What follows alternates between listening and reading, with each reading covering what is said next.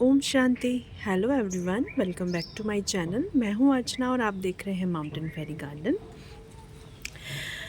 देखिए फ्रेंड्स, कितना अच्छा फ्लावर खिला है कैक्टस का, कितना ब्यूटीफुल है। आज धूप थोड़ी कम है तो ये उतना पूरी तरह अच्छे से खिला नहीं है। एक्चुअली इसको खिलने के लिए धूप की ज़रूरत होती है, पर देखिए फिर भी ये कितना ब्यूटीफुल लग रहा है। आज मैं जिस बारे में बात करने वाली हूँ उससे पहले प्लीज़ आप मेरे चैनल को सब्सक्राइब कर लीजिए और बेल आइकन भी प्रेस कर लीजिए प्लीज़। देखिए, किसी को सपोर्ट करना बुरी बात नहीं होती है, ये बहुत ही अच्छी बात है। तो आज मैं बात करने वाली हूँ, ये जो आपको सामने प्लांट दिखाई दे रहा है ना, गोरी चोरी टिकोमा प्लांट के बारे में। इसे आप गोरी चोरी कहें, टिकोमा कहें या फिर येलो बेल प्लांट।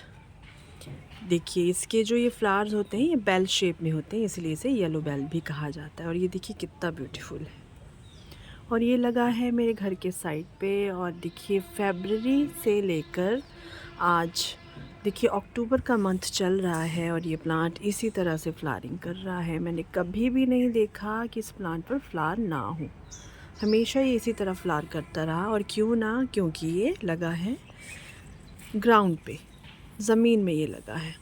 क्योंकि जब हम इस तरह का प्लांट अपने टेरेस गार्डन में, पॉट्स में या फिर किसी बकेट में इस तरह लगाने की कोशिश करें तो हमें इतनी ज़्यादा क्वांटिटी में फ्लावर्स देखने को नहीं मिलते हैं। पर देखिए ये लगा है ज़मीन में तो ये कितनी फ्लावरिंग कर रहा है। एक्चुअली में 1-2 दिन से थोड़ी हवा भी चल रही है, थोड़ा तूफ़ान भी है, तो उस वजह से ये थोड़े इसके फूल झड़ गए हैं, वरना ये इतना लदा हुआ था फूलों के साथ कि बहुत ही ब्यूटीफुल लग रहा था। तो ये प्लांट बहुत ही अच्छा है, चाहे आप इसे पॉट्स में लगाएं, चाहे आप इसे ज़मीन पे लगाएं। यदि आपके पास ग्राउंड में स्पेस है तो प्लीज़ इस प्लांट को ज़रूर शामिल करें अपने गार्डन में, और ये आपको इसी तरह हमेशा खुश करता रहेगा फ्लावरिंग के साथ। और इस प्लांट को आप जितना कट करेंगे ये उतना ही ग्रोथ करता है, और उतनी ही इसकी ब्रांचेस होती हैं, उतने ही इसके फ्लावर्स होते हैं। अगर आपके पास ग्राउंड में स्पेस नहीं है तो आप इसे टेरेस गार्डन में लगाएं। इसके लिए आप एक बड़े से पॉट का चुनाव करें। इनिशियल स्टेज पर जब आप इसे नर्सरी से लेकर आएंगे तो ये प्लांट मैं लेकर गई थी अपने घर और मुझे मिला था 80 रुपीज़ में, 70-80 रुपीज़ में। ये इसका बड़ा प्लांट, कम से कम वो 4 फुट का प्लांट था जो मैं लेकर गई थी, और उसका प्राइस उन्होंने मुझे बताया 80 रुपीज़। तो 80 रुपीज़ में आपको ये इतना अच्छा प्लांट मिल जाएगा और आप इसे लेकर आएँ। और इसकी सॉइल आप कैसे बनाएंगे, देखिए किसी भी तरह की सॉइल में लग जाएगा। सैंडी सॉइल आप इसके लिए बनाएं या फिर आपके यहाँ की जैसी भी सॉइल है। अगर आपकी चिकनी मिट्टी है तो उसमें एक पार्ट सैंड, एक पार्ट कंपोस्ट मिला लें और इस प्लांट को आप लगा लें।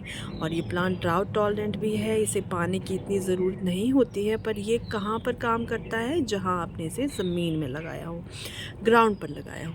अगर आपने इसे पॉट में लगा रखा है, आप टेरेस गार्डनिंग करते हैं, तो आपको उसका इतना ही ध्यान रखना है जितना किसी और फ्लावरिंग प्लांट का, क्योंकि अगर इसमें पानी की कमी होगी तो इसके फूल नहीं खिल पाएंगे। तो जब हम पॉट गार्डनिंग करते हैं तो हमें ध्यान रखना पड़ता है हार्डी से हार्डी प्लांट का भी, चाहे ये प्लांट कितना भी हार्डी हो। यदि आप इसे पॉट में लगाएंगे तो आपको इसका ख्याल रखना पड़ेगा, और यदि आप इसे ग्राउंड में लगाएंगे तो आपको कुछ भी करने की ज़रूरत नहीं है। इस प्लांट की टेंडेंसी होती है फ्लावरिंग करने की। तो जहाँ तक फर्टिलाइज़र की बात है, ग्राउंड में तो आपको आपको इसमें कुछ भी नहीं देना है। पर अगर आपने इसको लगा रखा है पॉट्स में तो फिर आपको इसमें फर्टिलाइज़र भी देना पड़ेगा टाइम टू टाइम, जो भी आपको पसंद हो, vermi compost, leaf compost, kitchen waste compost, और आप चाहें तो बोन मील या और भी जिस तरह के फर्टिलाइज़र आपको पसंद है वो भी इसमें डाल सकते हैं। एक्चुअली ये पूरा टोटली आप पे डिपेंड करता है कि आप अपने प्लांट से कितनी फ्लावरिंग लेना चाहते हैं, उस तरह आप इसमें फर्टिलाइज़र डालिए। और पानी की बात भी मैंने आपको बता दी, सॉइल की भी बता दी, और इसकी प्लेसमेंट देखिए, ये फ्लावरिंग प्लांट है तो जाहिर सी बात है कि आपको इसे फुल धूप में ही रखना पड़ेगा। मई और जून की जो हार्श सनलाइट होती है उससे इसको थोड़ा सा बचाएं, अदरवाइज़ क्योंकि और कुछ नहीं होगा, इसके लीव्स सूख जाएंगे, जल जाएंगे धूप से, और कुछ नहीं होगा। वैसे तो ये हार्डी प्लांट होता है और आप इसे कटिंग से भी ग्रो कर सकते हैं। अगर बात करें इसकी प्रोपगेशन की, तो इसमें सीड्स लगते हैं। ये जो फ्लावर्स जब मैच्योर हो जाते हैं, झड़ जाते हैं, तो इसमें सीड्स बन जाते हैं और उन सीड्स के थ्रू भी आप इसे ग्रो कर सकते हैं। और आप इसकी कटिंग भी लगा सकते हैं मानसून में या फिर फरवरी में, तो ये कटिंग से भी ग्रो हो जाता है। और ये बहुत ही बेहतरीन प्लांट है। आपके पास अगर एरिया है तो प्लीज़ इस प्लांट को अपने गार्डन में शामिल करें, और बहुत ही सस्ता मिलता है और सारे साल इसी तरह फ्लावरिंग करता रहता है। तो आपको कैसी लगी ये जानकारी कमेंट सेक्शन में ज़रूर बताइएगा, और कमेंट कीजिएगा और शेयर कीजिएगा अपने गार्डनर फ्रेंड के संग। तो फिर मिलते हैं किसी और नई वीडियो में किसी और नई प्लांट के साथ। तब तक के लिए थैंक यू, टेक केयर, ओम शांति।